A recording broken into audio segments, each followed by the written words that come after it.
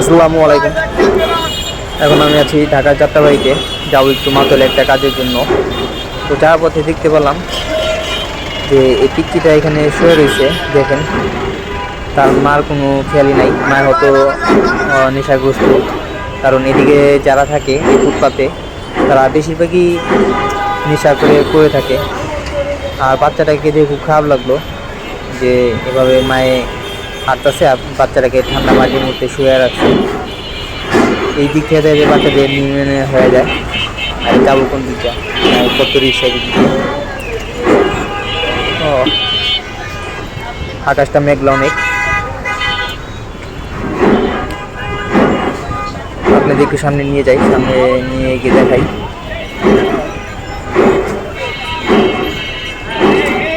এদিকে অনেক ফল বিক্রি করে, কিন্তু এখন 3টা বাজে, যার কারণে আর কি এদিকে এখন কেউ আসে নাই।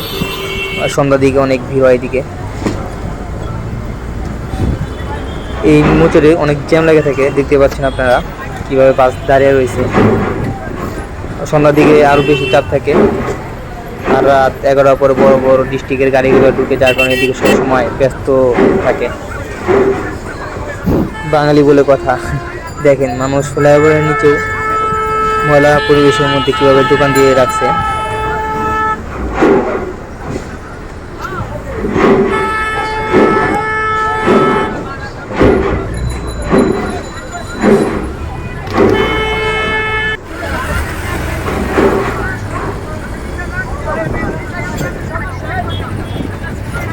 হয়তো আজকে বৃষ্টি নামতে পারে, কারণ আকাশ ওয়েদারটা অনেক মেঘলা।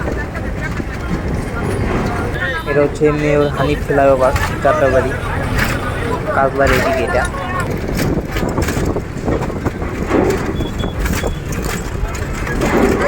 এই যে মাদ্রাসা দেখতেছেন, এটা অনেক নাম করা মাদ্রাসা।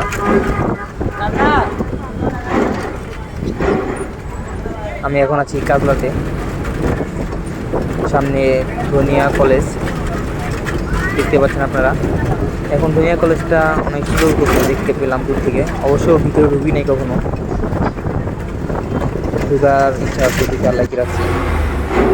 এটা হচ্ছে শনির একটা ডাল, ওই যে সামনে দেখা যায়। আরে আরে আরে, কী করে আরে মানুষ জীবনে কোনো মায়া নাই গায়ে। বাই চান্স যদি একবার অ্যাক্সিডেন্ট করে, ওনাদের জন্য ফুটওভার ব্রিজ ব্যবহার করেছে, কিন্তু ওনারা ফুটওভার ব্রিজ ব্যবহার করে না।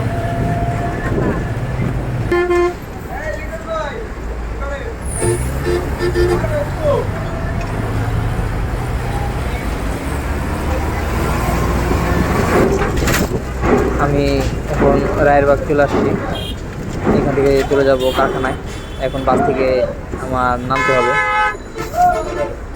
আরে মহিলাটা কি তাড়াহুড়া করতেছে, আপনারাই যান। আসলে অনেকদিন ধরে ভিডিও করি না, যার কারণে আর কি ভিডিও করলাম। তো আমি চলে আসছি, এখন আর ভিডিও করবো না। পরে আবার কখনো যদি পাই ভিডিও করবো ইনশাল্লাহ। ভালো থাকবেন। আসসালামু আলাইকুম।